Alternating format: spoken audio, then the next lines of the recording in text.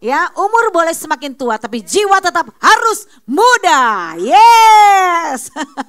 Bilang kanan kirinya, kamu luar biasa. Ya, kehadiran kamu tidak tergantikan oleh yang lain ya. Tahukah saudara bahwa ibadah yang terpenting adalah ibadah yang tidak kita hadiri? Saya ulangi sekali lagi ya. Pertemuan yang terpenting adalah pertemuan yang tidak kita hadiri. Karena kita tidak tahu sebenarnya pada waktu kita hadir itu sebenarnya Tuhan sedang mau berperkara dengan kita, tetapi kita tidak ada. Jadi saya mau katakan kepada Bapak Ibu Saudara sekalian, Anda orang hebat hari ini karena Anda ada di pertemuan ini. Karena Tuhan punya pesan yang spesial buat setiap kita. Amin. Ya, puji Tuhan, ini baru pertama kali ya saya ada di sini. Kenalkan saudara Bapak Ibu yang terkasih, saya baru ABG loh. Anak baru gede, anak baru gocap ya. Udah ngotbain orang tua nih, mohon maaf sebelumnya ya. Tapi kita kan sharing tujuannya Bapak Ibu ya, bukan untuk menggurui ya. Tapi saya banyak belajar loh dari apa yang menjadi kehidupan papa mama saya. Jadi mungkin itu yang bisa saya sharingkan sebagai sisi seorang anak ya Bapak Ibu. Supaya Bapak Ibu semua boleh semakin teguh ya. Semakin boleh menjadi orang tua, parents atau opa oma yang bijaksana untuk anak cucu kita ya. Setuju ya? Nama saya Sandy Sujak. Mungkin kalau sebagian Bapak Ibu tahu papa saya almarhum Roni Sujak. Ya memang beliau dan mama saya Wanda Sujak. Waktu itu selama panggilan hidupnya ya selama melayani itu fokus di area family ya keluarga. Kenapa? Karena kami punya latar belakang yang memang ya dari keluarga yang broken home. Ya, jadi saya sebagai seorang anak dari umur 4 tahun sudah ditinggalkan papa ya karena papa jatuh dalam perselingkuhan dan totali pergumulan orang tua saya itu 14 tahun. Ya, jadi saya puji Tuhan oleh berkat anugerah Tuhan punya seorang ibu yang benar-benar takut Tuhan. Nah, ini penting ya. Kalau di dalam rumah tangga kita ada salah satu yang kokoh aja imannya, pasti keluarga itu dipulihkan. Imannya harus kokoh, ya, imannya harus lurus. Imannya harus benar-benar berpegang teguh kepada firman Tuhan dan Injil. Sekali ikut Yesus tetap ikut Yesus. Walaupun mama saya di latar belakang seberang, tapi sekali ikut Yesus dia benar-benar memenuhi imannya sampai hari ini. Beliau usia 72 tahun dan mama saya ada di Amerika, California bersama kedua adik saya. Karena semua kami berempat jadi pendeta Bapak Ibu. Biar dulu kita hancur semuanya ya. Udah narkotik ya, udah free sex, hidupnya nggak jelas, berontak, kepahitan. Tapi puji Tuhan karena seorang ibu yang takut akan Tuhan, Tuhan pulihkan. Papa kami setelah 14 tahun pulang, kami mulai dari saya tahun 95 dilawat Tuhan. Dan akhirnya di 1 tahun itu benar-benar ya berpengaruh atas pertobatan papa, saya, adik-adik. Ya itu 4-4-nya pulih sampai sekarang semua jadi pendeta. Ya itu semua karena anugerah Tuhan. Ya tepuk tangan buat Tuhan. 2 di Jakarta, 2 di California ya. Dan saya Sandy menikah dengan Pastor Doni, suami saya 25 tahun dikarunia 3 putri. Ya, Vania 24, Vanessa 18, Valerie 16 ya. Jadi anak pertama saya usianya sudah 24 ya, puji Tuhan. Kami melayani jemaat Tuhan namanya VCI, Victory Church Indonesia yang ada di daerah Cirende, Lebak Bulus, Jakarta Selatan. Senang sekali dengan Bapak Gembala Saudara Pak Leonardo pernah melayani kami pada waktu ibadah Natal 2 tahun lalu ya. Puji Tuhan ya, juga bersama Pastor Lewi, ini sudah sahabat lama nih, luar biasa nih Pastor ya. Beri tepuk tangan buat kita semua ya Saudara. Nah, hari ini tema yang akan saya berikan adalah ya ini luar biasa nih tema. Kalau kita sama-sama menang, kita boleh mengalami terobosan setiap hari dalam hidup kita. You need breakthrough. Ya, katakan I need breakthrough. Keren ya. Kalau kita melihat keadaan kita hari ini, inikah keadaan Anda? Kita lihat gambar demi gambar ya. Ini lihat saudara, ada yang situasinya kayak seperti ini hari ini. Ada loh banyak orang di luar senyumannya manis ya, tegar, kelihatan begitu teguh, tetapi kondisinya lagi seperti ini. Ya, ini kondisi yang kejepit nggak bisa bergerak. Atau yang seperti ini kita lihat. Waduh, ini sakit pinggang ini judulnya. Encok ya. Aduh Bu, tulang-tulangku ya. Ya mungkin keadaannya seperti ini, jadi merambat ke tulang-tulang ya. Aduh, dikit-dikit ya, kena apa ya saudara ya, mungkin linu-linu ya. Karena posisinya seperti ini situasinya. Atau seperti ini. Nah ini dia, kalau ini pegelnya gak ketulungan karena gak dalam posisi duduk ya. Berdiri terus saudara ya, kepalanya kepencet saudara. Ada yang mungkin sudah pusing 7 keliling, masalah hutang segunung, masalah mungkin rumah tangga, kita gak tahu ya, otak kita kayak diperes ya. Dipres gitu ya. Kalau saya sih pernah ya ngalamin tuh kayak seperti hidup masuk dalam oven ya, panas ya. Tapi saya bilang begini, Tuhan Ih panas banget ya hidupnya rasanya ya Tuhan ya. Kok kayak begini ya ceritanya kehidupan ini ya. Wah kena badai hutang, badai rumah tangga, penyakit itu beruntun dalam hidup kami. Saya tuh 2011 sampai 2015 tuh kondisi goncangan terjadi. Jadi pandeminya duluan. Ya kena badai hutang, rumah tangga, penyakit. Jadi detik yang sama. Ya tapi puji Tuhan ya semua terlewati. Ya asal kita tetap teguh pasti kita boleh lewatin setiap musim dalam hidup kita. Ya, ada yang begini nih kasusnya saudara nih. Iya, udah mau let's go. Pesawat udah, ya, udah begini istilahnya ya saudara ini kejepit gitu ya. Lagunya ku kan terbang nyangkut di awan gitu ya. Kesangkut gitu ya. Proyek udah tanda tangan kagak jadi. Udah berandai-andai. Siapa hidup suka berandai-andai taunya gak kejadian ya. Nah ini situasinya seperti ini atau seperti ini. Ya, nah kita butuh terobosan, kita butuh breakthrough saudara ya. Saya percaya firman Tuhan pagi ini akan membuka paradigma kita. Oke kita masuk ke dalam selanjutnya bahwa dalam bahasa Mandarin mungkin ada beberapa yang di sini orang Mandarin ya. Kata krisis itu memiliki dua arti betul ya. Yang pertama katakan bahaya, yang kedua peluang. Ya, jadi ketika kita dalam kondisi seperti tadi ya tertekan, nggak bisa bergerak, pikiran penat, burn out ya banyak loh orang burn out hari-hari ini ya. Orang yang bunuh diri tuh nggak pandang umur dari muda sampai tua bener ya. Sekarang wah mau anak pendeta kayak mau pendeta kayak sama itu nggak pandang bulu. Orang kalau udah burn out ya tertekan nggak bisa mengatasi stresnya, nggak bisa memanajemen overthinkingnya, udah kacau saudara ya. Itu bener-bener jadi bahaya, bener nggak? Yang namanya masalah krisis tuh jadi bahaya, jadi membuat situasinya makin hancur dan berantakan. Ya, saya percaya situasi kondisi yang tersulit apapun bisa membuat kondisi dua hal. Kita mantul atau hancur. Ya kan? Kalau kita memang menyikapinya salah, kita bisa melihat itu semua menjadi kehancuran. Dan itu bahaya buat kita semua. Ya, dan kita bisa punya respon di sisi kedua. Kita lihat semua badai yang terjadi dalam hidup kita itu menjadi satu peluang. Amin? Ya, Saudara. Nah, peluang atau pecundang ya, kita lihat pemenang atau pecundang itu dilihat dari bagaimana dia cara memandang. Ya kan? Kalau pecundang dia melihat masalah itu sumber kehancuran. Gara-gara gue hidupnya menderita, itu pecundang. Dia menyalahkan keadaan orang lain. Kalau nggak gara kamu, saya sekarang hidupnya lebih sukses. Ya kan? Nah itu pecundang. Tapi kalau pemenang, wah puji Tuhan karena kamu menyakiti saya, sekarang saya naik level. Betul tidak? Dia akan mengucap syukur dengan sebuah situasi yang ada. Makanya saudara, hidup kita itu selalu ditentukan oleh 3 hal saja. Ya kita lihat 3 hal yang menentukan kita mau bahaya atau kita mau justru benar-benar melihat ini sebagai peluang. Ya, karena dari zaman Tuhan Yesus sampai hari ini 3 ini akan terus kita akan praktekkan seumur hidup kita. Enggak ada cara lain, bilang kanan kiri enggak ada cara lain. Segitu banyaknya ya metode, segitu banyaknya ayat dari Kejadian sampai Wahyu. Kalau disimpulkan sebenarnya 3 hal ini aja kalau kita mau mengalami terobosan dalam hidup kita. Ya, katakan kanan kirinya enggak susah-susah. Hanya 3 aja, ya kan? Ya, firman Tuhan tuh enggak sulit, enggak susah. Yang bikin sulit apa? Ruwetnya tuh di pikiran kita. Bener kan? Yang bikin ruwet tuh pikiran kita sendiri. Orang tuh gak ada yang bisa menyakiti kita kecuali pikiran kita yang menyakiti diri kita sendiri. Betul? Kenapa? Karena saya ngalamin dulu saya ruwet di pikiran. Saya kepahitan, kecewa sama papa. Jadi saya akhirnya punya sikap hati itu yang salah. Ya sehingga saya melihat papa saya sumber kehancuran hidup saya. Dan saya makin hancur. Betul Bapak Ibu? Ya, tapi ketika saya mengalami Kristus, saya melihat papa saya itu Allah Tuhan untuk saya mengenal Tuhan. Wah, saya akhirnya bisa mengampuni loh. Saya bersyukur buat kejadian apa yang papa saya lakukan terhadap saya. Dulu saya caci maki dia, dulu saya dulu saya kurang ajar sama dia, dulu saya kepahitan sampai ketuk 3 kali, amit-amit jabang bayi 7, turunan 8 jembatan. Ya, sampai mati gue gak bisa ngampunin lu.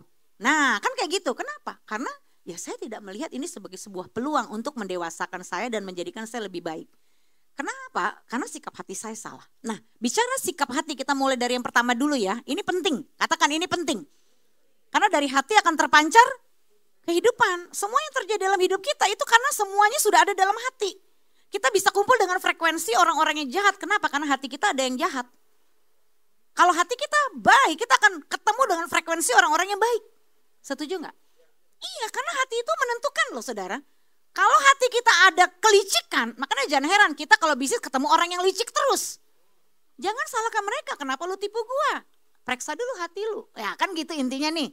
Maaf ya Bapak Ibu, saya kadang-kadang ngomong tuh suka ceplosan kayak gaya Betawi. Ya mohon maaf deh. Tapi tujuannya supaya rileks gitu loh Bapak Ibu ya. Nah ini ya, sikap hati yang pertama tidak mengingkari masalah. Kebanyakan nih kita kalau ada masalah suka bilang apa? It's okay lah, it's okay. Begitu kan? It's okay to be not. Oke kan? Tapi setiap kita nih maunya terkenal jadi Mr. and Mrs. Oke. Mr. and Mrs. No problem. Kalau ada orang minta maaf, bu, maafin saya ya. Tadi sepertinya saya menyinggung ibu deh, kata-kata saya kasar. Oh gak apa-apa kok. Begitu aja dimasalahin. Kita kan sudah tua. Harus bijaksana dong. Tapi seringkali di balik kata gak apa-apa ada apa-apa. Itu loh mengingkari masalah tuh begitu judulnya. It's okay. No problemo. Ya. Fine, kalau di depan orangnya, shalom, apa kabar, luar biasa. Begitu dia keselengkat jatuh, aduh, jatuh, mampus aja lu sekalian. Nah, lihat saudara, itu tidak terlihat tapi ada dalam hati. Gimana nih ya kita nih kalau sebagai orang tua nih ya, biasanya menghadapi mantu, anak, cucu, ya kan. Kita kadang hati itu bisa loh situasinya itu tertekan loh menghadapi suami sendiri, istri sendiri. Anak sendiri, mantu sendiri, cucu sendiri, cicit sendiri bahkan mungkin. Ya, sampai situasinya itu justru durinya tuh di dalam, bukan di luar ya. Kalau di luar lebih enak ya kan. Toksiknya di dalam bagaimana saudara? Nah, masalah toksiknya dalam family kita sendiri loh. Nah, saat Anda melihat orang lain toksik, sebenarnya Anda harus bersihkan dulu toksik dalam hati Anda. Orang nih boleh toksik, tapi kalau kita hatinya bersih ya, ada vitamin sorgawi, ada kasih Bapa di sorga, itu yang toksik berubah. Betul tidak? Bukan kita yang kebawa toksik, tapi kita yang mengubah toksik jadi vitamin sorga yang menyembuhkan. Amin. Iya, itu dimulai dari kita tidak mengingkari masalah, makanya kita ambil tanggung jawab. Ini sikap yang Tuhan ajar dari sejak Adam berbuat dosa. Makanya kan Tuhan tanya, Adam di mana engkau? Kenapa kamu bersembunyi? Tuhan tanya, Adam di mana engkau? Itu tujuan untuk menolong Adam keluar dari persembunyiannya. Tapi manusia cenderung menutupi keadaannya. Aku malu, aku telanjang. Emang dari dulu lo udah telanjang? Emang dulunya gak telanjang? Ayo. Sebenarnya kan dari dulu sudah telanjang. Terus kok dulu gak bermasalah, sekarang jadi masalah kan? Dia mencoba menutupi kesalahannya. Makanya dia akhirnya melempar kesalahannya. Gara-gara perempuan yang kau tempatkan di sisiku ini Tuhan, aku melanggar. Ya si Hawa juga keberatan dong disalahin. Ya kan, gara-gara ular ini. Nah ingat saudara, makanya kutuk itu bukan pada waktu mereka makan kan? Setuju gak Bapak Ibu? Waktu mereka makan buah, keluar gak kutuk dari Tuhan? Begitu dia makan, grek, nelen. Terkutuklah engkau Adam sebagai laki-laki, engkau akan berjuang, ya berjerilah dalam bekerja. Apakah udah keluar kutuk itu? Kapan kutuknya keluar? Coba perhatikan. Nih kapan nih? Ini karena menentukan terobosan dalam hidup kita loh. Orang tuh kalau ngadepin masalah bisa jadi terkutuk, bisa jadi diberkati, betul tidak? Iya, itu semua tuh ada sejarahnya yang sudah tertulis di Alkitab. Kapan kutuk itu keluar dari mulut Allah, mulut Tuhan? Ketika Adam menyalahkan Hawa, Hawa menyalahkan ular, baru terkutuklah engkau. Jadi waktu Anda melakukan pelanggaran, ada masalah, itu tidak menentukan saudara. Tapi begitu Anda meresponi dengan sikap hati Anda, itu yang menentukan. Ya, makanya katakan sama-sama, sikap hati saya menentukan masa depan saya. Makanya kalau ada masalah gak usah diingkari. Masalahnya apa? Saya benci menantu saya misalkan. Saya gak tahu kenapa ya, saya kesel banget kalau lihat mukanya. Nah, gak usah diingkari ya, memang saya kesel. Orang itu diberikan Tuhan emosi. Emosi itu dari, bilang sama-sama emosi itu dari Tuhan. Tapi kalau yang emosional tambah nal itu yang berbahaya. Jadi kalau Anda nih punya masalah, kesel, benci sama orang, gak suka sama orang. Ya, itu perasaan Anda. Kita semua bisa merasakan perasaan itu. Saya kecewa sama bapak, saya kecewa sama ibu. Saya gak suka kata-katanya. Atau apapun yang dia buat sama kita. Itu perasaan kita. Tapi ketika kita mengingkari itu yang jadi masalah. Ya, karena manusia akhir zaman ini cenderung hidup dalam kepalsuan Bapak Ibu. Inginnya hanya kelihatan baik, jadinya pura-pura baik. Inginnya kelihatan rohani, jadi pura-pura rohani. Inginnya kelihatan kaya, jadi pura-pura kaya. Ya gayanya doang parlente. Ya nanti kalau di print bank kaget kita ngeliat utangnya saudara. Ya jadi manusia akhir zaman ini seringnya ingin kelihatan-kelihatan. Attitude-nya udah rusak saudara. Ya makanya semua sebenarnya problem hidup kita itu dimulai dari attitude. Makanya ada bukunya kan, attitude is everything. Ya memang dimulai dari sikap hati. Sikap hati yang tidak mengingkari ada masalah itu nggak mudah loh. Ya kita bisa capek nih ngadepin suami yang bolak-balik karakternya begitu terus seumur hidupnya. Kita capek hati. Ya, juga sebaliknya, suami menghadapi sikap istri yang keras kepala terus menurut dia, yang tidak mau berubah. Kita capek hati. Ya, tetapi attitude kita akhirnya apa? Mengabaikan terus masalah. Nah, ini kan yang terjadi. Habis gimana? Nggak ada penyelesaiannya. Gue udah ngomong, terbuka apa adanya, ungkit lagi, akhirnya muter lagi, nggak ada perubahan lagi. Udah capek buang aja ke laut gitu ya. Ada istilah gini, EGP, emangnya gue pikirin. Nah, itu kan namanya kan mengingkari ada masalah.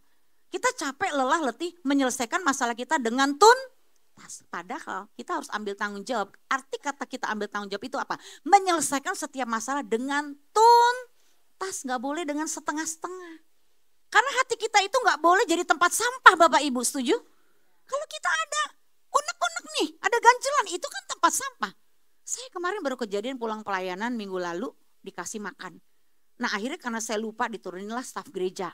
Taruhlah di dekat saya karena itu diikat pakai tas ya yang dibawa dari gereja itu. Setelah 5 hari saya cium waktu keluar kamar ini ada bau apa nih, kita bingung. Ya kayak bau busuk ya, tapi bukan tikus busuk gitu ya, tapi kayak baunya nyengat banget. Kita semua nggak tahu. Saya panggil mbak saya, mbak kira-kira apa nih mbak, ayo kita temukan akar masalah. Ya beda ya, kita menyelesaikan masalah dengan akar masalah. Kalau masalah aja yang diselesaikan kumat lagi dia ya. Orang Kristen kapal selam tuh begitu on off. Karena yang diselesaikan cuma masalah. Ya, tapi kita harus menyelesaikan akar masalah. Kira-kira apa? Kita pikirkan bersama sama 2 putri saya ada di situ. Oh, saya ingat Bu, kata pembantu saya. Ibu tuh waktu itu dikasih bungkusan. Saya belum buka Bu, saya nggak tahu itu apa isinya. Nah, saya baru ingat. Mungkin itu makanan pas dibuka. Aduh baunya Bapak Ibu. Sampai saya maaf kata ya. Saya tuh habis makan soalnya keluar. Udah gak kuat, baunya nyengat banget waktu dibuka tasnya. Ketemu akar masalahnya dibuang. Selesai tidak? Selesai. Nah itulah contoh kehidupan. Kalau Bapak Ibu hanya sikap hatinya hanya berfokus pada masalah, terus umur hidup Bapak Ibu gak akan pernah mengalami terobosan. Ya, kita harus cabut akar masalahnya, buang jauh-jauh baru selesai. Betul? Coba Anda punya masalah hutang nih. Ya, terus Anda berpikir, aduh ruwet nih, benang kusut, gue ketipu dan sebagainya. Ada yang nutupin teman Anda berbaik hati, Anda gak kena bunga bank dan sebagainya. Anda akhirnya gampang lah menyelesaikan masalah itu. Saya mau tanya, satu hari Anda akan kembali gak berhutang? Pasti itu terjadi. Nah karena kami punya mentoring keuangan manajemen hutang, itu orang hutang jangan pernah dibayarin. Biar dia belajar, sembuh dari mentalnya yang sakit. Orang sampai punya utang tuh karena ada kesakitan di dalam mentalnya. Ya, entah dia cara mengelola uang, salah berinvestasi, atau memang belum bisa ya dipercaya gitu saudara. Nah itu harus diberesin sampai ke akar-akarnya. Ya, saya pernah punya badai hutang tuh sampai 800 juta. 2011 sampai 2015, kenapa kami tarik duit cash dari 16 kartu kredit. Kita akhirnya investasi ke sebuah bisnis. Waktu kami kena badai hutang harus bayar 15 juta tiap bulan di tahun itu 2011-2015. Itu kondisinya saya pikir, waduh masalah saya berat. Kenapa? Karena saya punya badai hutang. Ternyata waktu saya datang menghadap Tuhan, membereskan sikap hati saya. Saya merendahkan hati itu seperti mau masukin kepala ke dalam ember dan kayaknya dalam hati saya begini, aduh gue kayak pengen akhiri hidup gue deh. Sampai ada pikiran gitu loh, sebagai hamba Tuhan, saya udah tahu paham firman, tapi saya merasa gagal total dan merasa gak layak. Ya bagaimana mau memimpin jemaat nih dengan kondisi hutang seperti ini, ya merasa malu dan sebagainya. Ya tapi waktu saya beresin attitude hati saya, Tuhan ngomong gini sama saya, Sandi kamu gak usah pusing gimana caranya bayar hutang, itu bukan akarnya. Oh gitu ya? Lalu gimana Tuhan? Ini sikap hati ya, tidak mengingkari masalah lalu ambil tanggung jawab lalu mengandalkan Tuhan. Jadi saya kembali kepada Tuhan, mau minta tolong siapa Bapak Ibu? Mau minta tolong siapa? Gak ada. Inilah mental yang salah kalau kita punya masalah nyarinya manusia.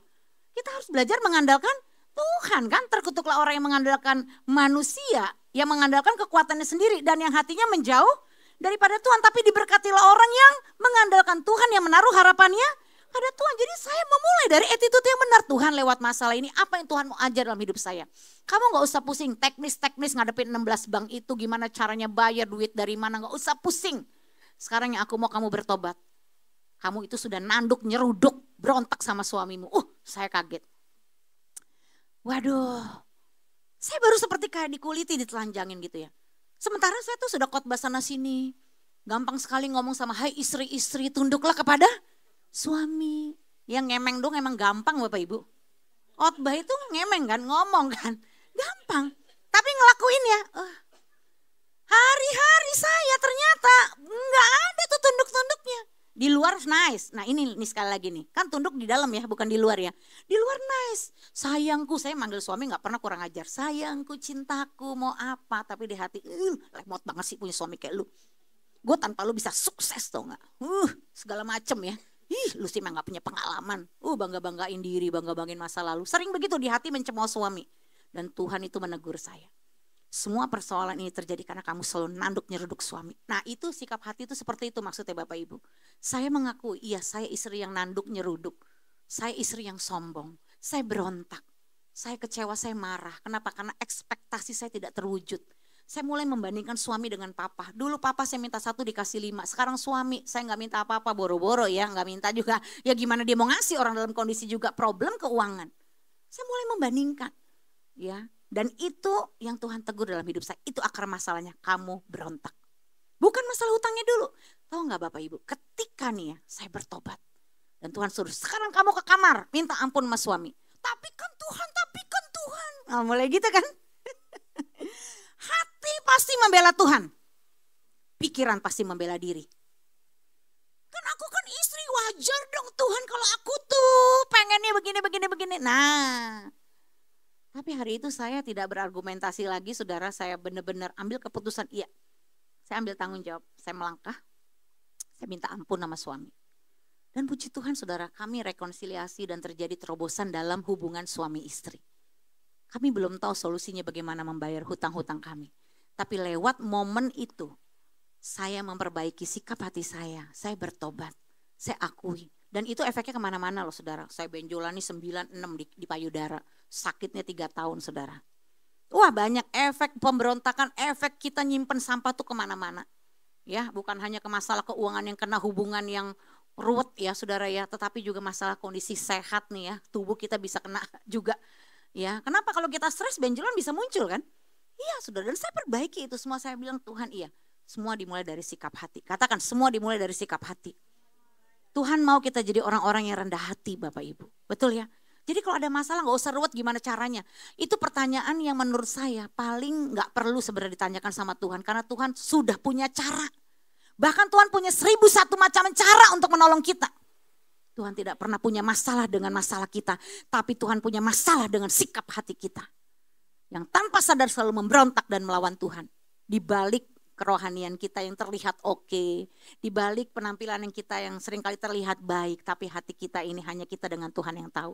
Saya sendiri tidak tahu situasi hati saya seperti apa waktu itu kalau tidak Tuhan yang menyingkapkan.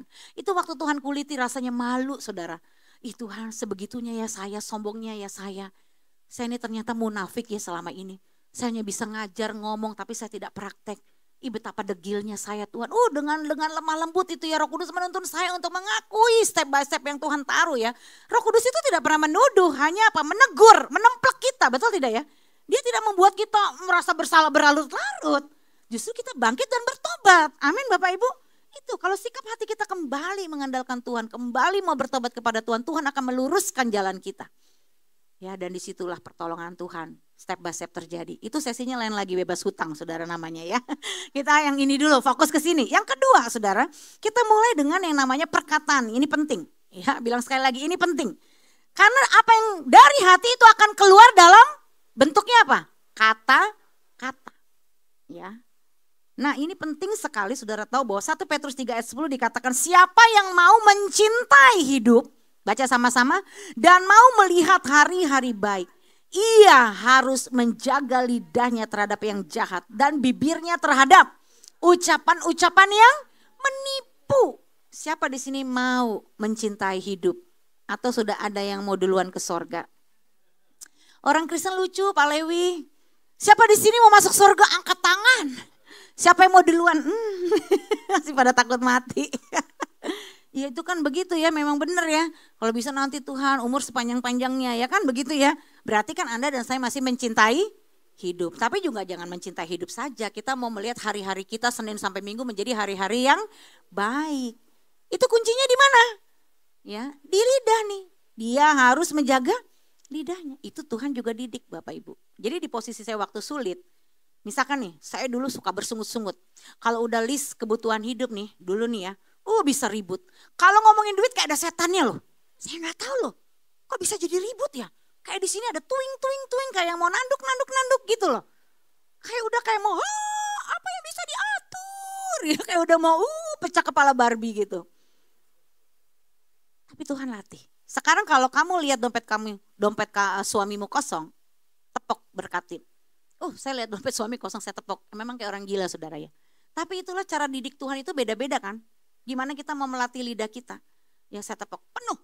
Tuhan memberkati suamiku. Haleluya. Udah pokoknya gak tahu. Setiap ngelihat tepok-tepok, apakah langsung ada isinya? Ya enggak lah. Tapi saudara tahu ya, ketika kita mulai praktek nih jaga lidah, memberkati pasangan kita, memberkati anak-anak kita, memberkati keuangan kita sekarang kondisinya yang sedang mungkin morat-marit, mungkin sedang kena badai hutang, tapi mulut kita tetap memberkati. Itu luar biasa loh dahsyatnya Tuhan. Itu kalau pintu keran sorgawi udah Tuhan buka, itu gak ada yang bisa menutupnya.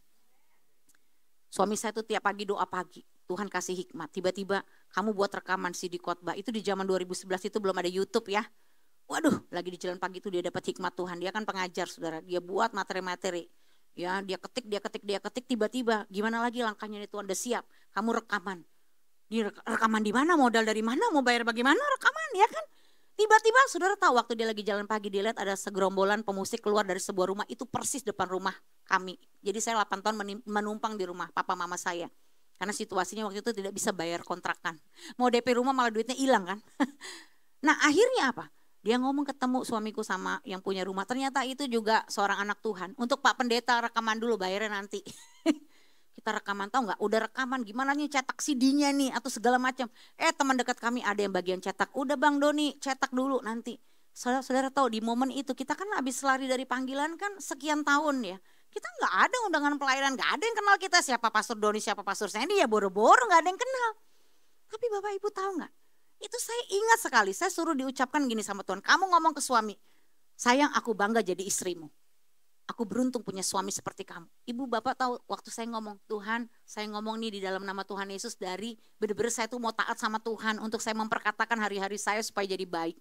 Ya walaupun saya nggak ada semangat untuk ngomong begitu. Bapak ibu tahu waktu saya ngomong, sayang aku bangga jadi istrimu. Aku beruntung jadi istrimu. Dalam hati ada yang ngomong gini, bangga apa?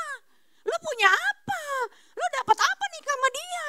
Bukannya lo susah. Itu saya ngomong itu, aduh Bapak Ibu sampai enek loh. Sampai enek loh, kita nih jaga lidah tuh ntar enek loh. Bapak Ibu siap-siap enek, soalnya apa? Kita nih udah biasa mencemooh. Kita nih udah biasa ngomong sia-sia, ngomong yang gak baik. Terus kita menyetel diri kita untuk ngomong sesuai yang firman Tuhan mau. Itu gak gampang. Karena waktu kita ngomong hati kita mencemooh diri kita sendiri. Yang lebih parah lagi waktu di mobil, kayak seperti Roh Kudus tuh bawa kepala saya gini, lihat suamimu. Bilang sama dia, kamu Bapak Abraham dan kamu Ibu bagi banyak bangsa. Jadi kalian berdua Bapak dan Ibu bagi banyak bangsa. Bapak Ibu tahu waktu saya ngomong begini, sayang kamu Bapak Abraham, kamu diberkati Tuhan, aku Sarah Ibu bagi banyak bangsa. Kita berdua Bapak dan Ibu bagi banyak bangsa. Di hati dia ngomong, gila lo ya, mimpi kali ya, lu tuh banyak utang, mau bagaimana jadi Bapak Ibu bagi banyak bangsa. Saya ucapkan terus sampai di hati saya gini, amin, amin, amin. Bapak Ibu tahu gak ada waktu 3 bulan itu suamiku tuh bisa diundang Melbourne, Perth, Singapura. Ya dari situ tuh pintu, di Jakarta aja boro-boro diundang nih, di luar negeri saudara. Di dalam keadaan hutang Bapak Ibu, inilah kuasa perkataannya. Saya tuh sering banget bolak-balik luar negeri. Melayani, bukan karena punya duit, tapi undangan pelayanan.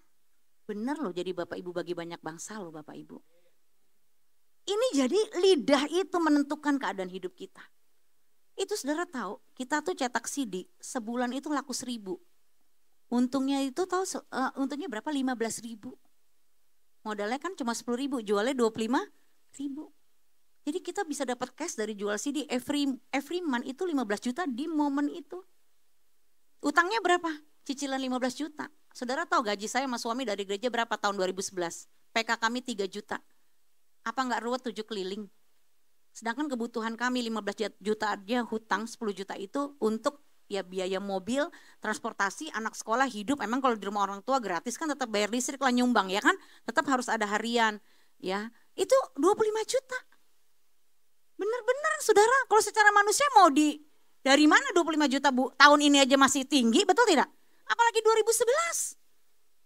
Tapi itu kuasa perkataan. Tuhan bisa membuka jalan ketika kita sepakat dengan sorga saudara. Jaga lidahmu ketika engkau ditekan. Kalau Anda ingin melihat terobosan terjadi dalam keluargamu, kehidupan pernikahanmu, anak cucumu, keuanganmu, kesehatanmu, jaga lidahmu. Amin saudara. Iya betul, bahkan firman Tuhan meneguhkan ya, Markus 11 ayat 23, baca sama-sama. Aku berkata kepadamu, sesungguhnya barang siapa berkata kepada gunung ini, bisa masalahmu, penyakitmu, kelemahan suamimu, istrimu, anakmu, mantumu, ya, beranjaklah dan tercampaklah ke dalam laut, asal tidak bimbang hatinya, tetapi percaya bahwa apa yang dikatakan itu akan terjadi, maka hal itu akan terjadi baginya. Yes, terobosan terjadi di mulut kita. Tuhan itu begitu dekat dengan kita. Tuhan dekat dengan kita di mana Tuhan? Di mana Tuhan Bapak Ibu? Di hati dan di mulut kita. Amin. Selama lidah kita, mulut kita mengucapkan apa yang Tuhan katakan, sepakat dengan sorga, kau dapat memindahkan gunung persoalan hidupmu. Dan itu terjadi bagimu. Bukan saya yang ngomong saudara.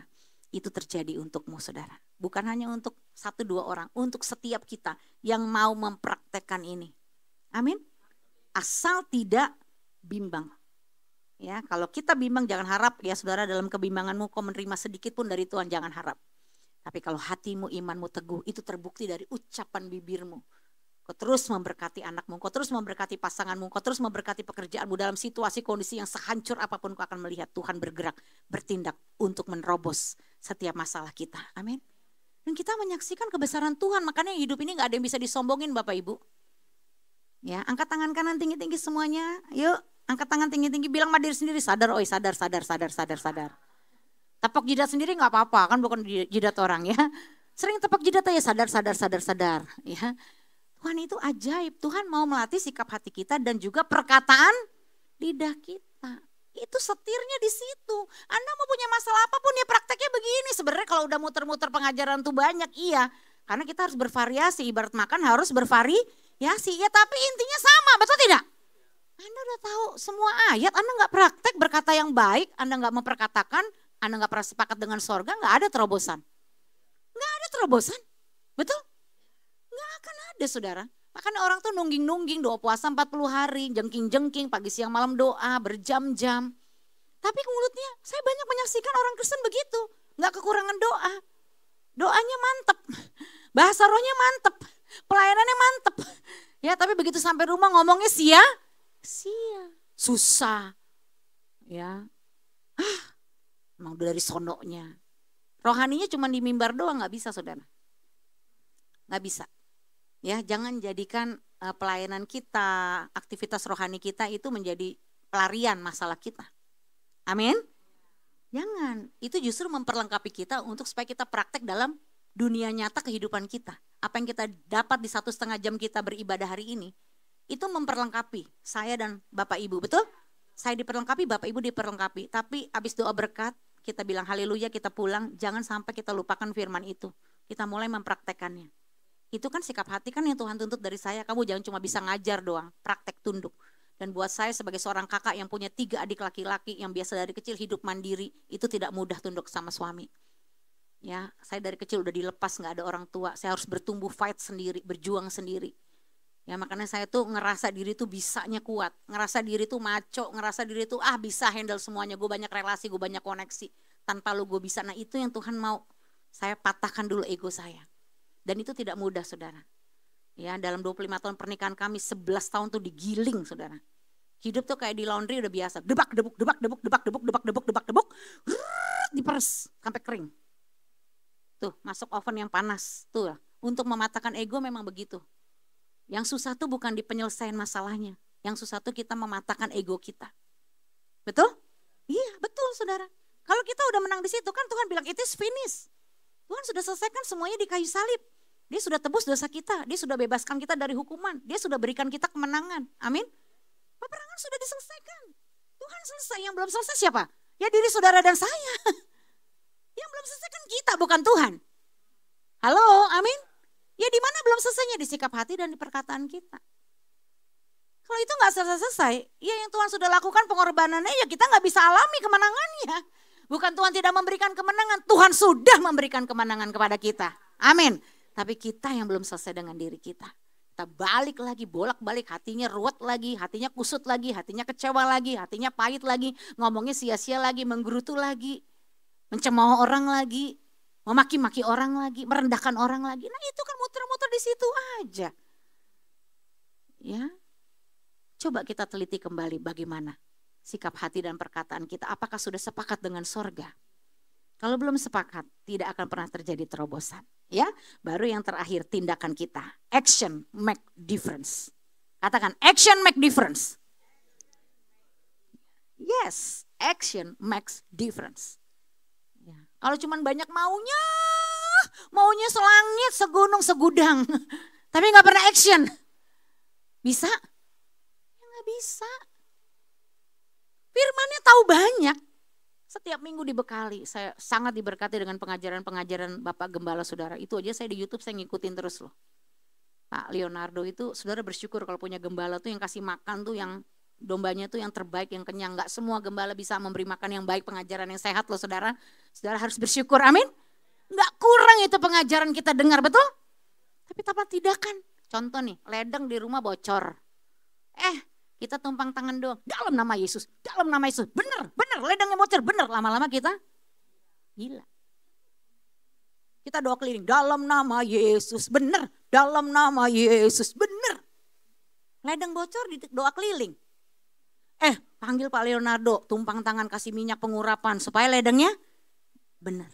Itu gendeng kan, ada banyak orang Kristen gitu kan caranya kan. Cepret. Tujuannya apa? Cuma untuk jalan pintas supaya semuanya mujizat itu nyata. Saya tidak menyalahkan mujizat, saya hidup juga banyak mujizat Bapak Ibu. Tapi mental kita suka salah. Ledeng bocor tuh bukan tumpang tangan, bukan doa keliling, bukan panggil hamba Tuhan. Ledeng bocor tuh panggil tukang teknisi kalau gak bisa benerin. Bener gak? Ya iya, makanya gak semua masalah selesai lewat doa Bapak Ibu. Doa itu gak usah diomongin. Makanya kalau punya masalah doa, itu gak usah diomongin. Sebenarnya doa itu udah napas kehidupan 24 jam. Kita 24 jam tuh all out penyembahan, betul tidak? Harusnya kan begitu, hidup adalah penyembahan. Bukan hanya waktu 1 jam kita doa syafaat atau berdoa di gereja, kan bukan. Pengertian doa itu kan nafas kan? Doa kan nafas, berarti selama kita hidup ya kita menyembah Tuhan kan? Itu pengertiannya. Tujuannya apa? Supaya kita dapat hikmat Tuhan. Dan kita harus turun mengatasi masalah kita. Sampai itu tindakan begitu, gak setengah-setengah. Ya kalau ledeng bocor ya panggil teknisi sampai tuntas.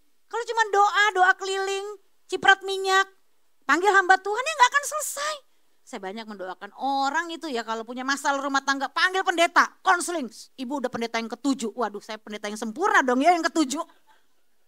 Dia udah kawin cerai 6 kali apa tuh ibu tuh, saudara bayangin loh, kawin cerai 6 kali. Saya bilang aduh Tuhan Yesus tolong. Yang mau model begini nih, ya, ibu mau pulih, ya, ibu nggak usah nikah lagi ya, siap? Saya bilang gitu. Oh nggak bisa. Nah, kebutuhan dia bukan pernikahan, kebutuhan dia harus pulih dengan dirinya sendiri. Dia nggak mau, dia terus kawin cerai terus, ya udah itu pilihan dia kan. Kebutuhan dia bukan menikah, dia mau menikah sama siapapun kalau karakternya, kalau hatinya belum pulih, dia nggak akan bisa bahagia. Dan itu saja sudah salah menikah berapa kali. Pernikahan kan diciptakan Tuhan hanya sekali seumur hidup kita, kecuali suami atau istri sudah meninggal. Ya, nggak ada cerai menikah karena cerai hidup sebenarnya dalam Alkitab saudara. Itu kalaupun ada diada-adain aja. Nggak ada sebenarnya. Ya kan? Ya tapi itu kan karena mungkin masa-masa case ya masa lalu yang dia belum kenal Tuhan dan sebagainya ya. Jadi kita lihat kondisi dia di akhir yang terakhir itu bagaimana. Dia belum bertobat mungkin ya. Jadi di sini kita lihat saudara bahwa orang seringkali ya dalam bertindak itu yang lemah. Nggak kurang doa, nggak kurang puasa, tapi tidak mau bertindak. Ya iman tanpa perbuatan ya mati saudara. Iman itu bukan nekat saudara. Amin. Iman itu kita sepakat dengan sorga dan kita bertindak. Kalau kita diam terus saudara berharap siapa yang gerakin itu? Yang bener ini siapa? Lalu saudara berharap seperti Kayak sihir gitu, simsalabim dia muter sendiri gitu kerannya. Masa begitu? Ya, jadi Tuhan memang kasih logic thinking. Logic thinking itu juga untuk kita berhikmat kan. Iya dong saudara. Kita harus ambil apa yang menjadi bagian kita. Tuhan itu tidak memperlakukan kita seperti robot. Amin. Kita manusia dilatih, diajar untuk ambil tanggung jawab sampai kita bertindak. Makanya hal pertama yang memisahkan pemenang dari pecundang adalah pemenang mengambil tindakan. Ini contohnya aja, praktekin pulang dari sini. Kalau ada yang belum beres, berani nggak mengakui dan meminta maaf serta bertanggung jawab. Nggak usah yang susah-susah lah. Kalau dari sini saudara menyembah. Ketika engkau menyembah Tuhan, kau mempersembahkan korban, engkau teringat akan hati saudaramu, entah siapa itu di sana yang masih terluka atas sikapmu. Tinggalkan dulu mesbahmu. Tuhan mau hanya diduakan dengan masalah ini loh. Tuhan tidak mau diduakan dengan yang lain. Tapi Tuhan relakan untuk kita meninggalkan korban persembahan kita untuk membereskan hati kita dan kita bertindak membereskannya. Betul saudara? Gak ada ayat lain yang suruh Tuhan tinggalkan selain tinggalkan dulu mesbah korbanmu, bereskan dulu, betul? Ini kan artinya apa? Tuhan rela, kamu tinggalkan aku dulu deh. Udah gak apa-apa, kamu beresin dulu. Percuma kamu menyembah aku kalau hatimu gak beres. Ya kan begitu kan? Jadi itu adalah tindakan, Anda berani gak ambil tindakan itu? Ini kan gengsinya minta ampun saudara. Kalau ini terjadi di orang-orang tertentu yang kita anggap, masa iya jadi gua yang minta maaf, ayal. Tapi saudara tahu Roh Kudus suruh. Dan Roh Kudus itu kalau nyuruh, Anda tahu. Tapi Anda pura-pura gak tahu. Udahlah kita ngomong belak-belakan aja. Kalau Roh Kudus suruh, Anda dan saya pasti tahu. Entah lewat dalam bentuk firman. Seperti hari ini Anda dengar. Entah ada yang mengetuk hati Anda, tiba-tiba jantung Anda lebih berdetak, debar-debar. Anda tergerak, tapi ya itulah karena gengsinya itu loh. Karena Anda mungkin juga udah merasa capek, berulang-ulang sudah lakukan. Ya, seperti itu saudara. Ini hal-hal yang simpel tapi seringkali kita begini ya, kadang-kadang kita kelakuannya sama Tuhan juga lucu. Tarsok kayak kita pencipta waktu gitu loh. Ya sekarang ngomong besok ngomong besok. Emang kita pencipta waktu? Emang masih ada gitu hari esok? Itu slogannya ada, masih ada hari esok. Tapi kita gak pernah tahu apa ada hari esok buat kita. Buat yang lain mungkin ada. Tapi buat saya, buat saudara belum tentu ada hari esok. Makanya kalau Tuhan kan Tuhan selalu ngomong di Alkitab, pada hari ini. Ya kan? Kalau aku perintahkan, lakukan. Kapan lakukannya? Ya hari ini, sekarang. Coba bisa gak saudara akui ini? Mulai memperkatakan perkataan apa? Iman, perkataan yang baik dan membangun serta penuh dengan pujian, ucapan syukur. Setiap hari saya thank you sama pasangan. Gak usah muluk-muluk lah ngasih kado berlian, intan, diamond. Aduh saudara. Gak usah, itu tuh ya yang namanya hidup benar, hidup baik itu kan harian. Betul tidak? Kita say thank you ya sayang, terima kasih. Hal apapun, coba kasih apresiasi. Jangan kalau marah doang diekspresikan.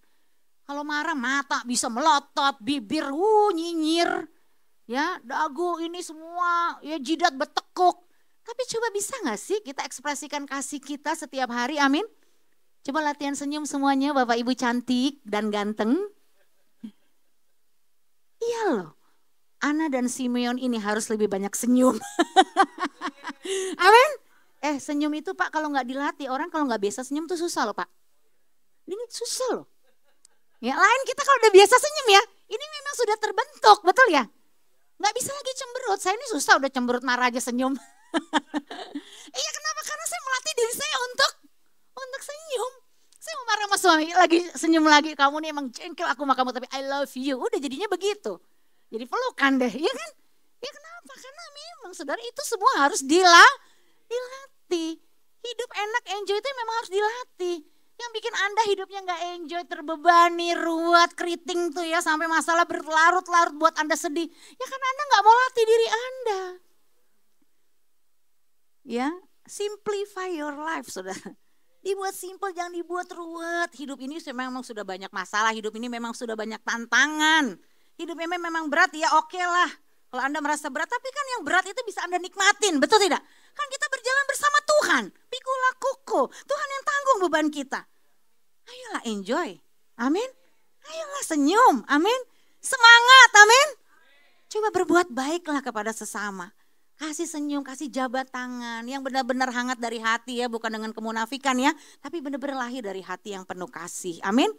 Dan mulai untuk memberi, ini penting nih, berbuat baik dan menjadi berkat bagi orang di sekitar Anda. Dengan apa kita membalas kejahatan dengan kebaikan. Hari ini firman Tuhan begitu sederhana saudara. Apapun masalah kita nanti saudara boleh alami badai. Ya mungkin tsunami kah, angin puting beliung kah, apalah istilahnya dalam hidup kita. Tapi kalau saudara praktek 3 ini dimulai dari sikap hati, attitude is everything. Anda cerminkan itu di perkataan Anda dan Anda bertindak melangkah bersama Tuhan. Saya percaya terobosan pasti terjadi. Amin. Dan setiap hari kita akan mengalami terobosan di dalam Tuhan. Ya, sesulit apapun hidup Anda, Tuhan punya cara. Iya saudara, Tuhan punya cara. Kita terbatas, kita bisa mentok, kita bisa nggak tahu apa yang harus kita tindakan. Tapi kita berjalan bersama Tuhan, Tuhan itu buka pintu demi pintu. Dan ingat, berjalan bersama Tuhan itu selalu step by step. Tuhan nggak bisa kasih semuanya dari awal hingga akhir, tapi Tuhan suruh lakukan kita langkah demi langkah karena Tuhan sudah menetapkan langkah-langkah orang yang hidupnya berkenan kepadanya. Dimulai dari sikap hati, perkataan, dan tindakan kita. Mari kita bangkit berdiri bersama-sama. Terima kasih Bapak, aku bersyukur Bapak hari ini.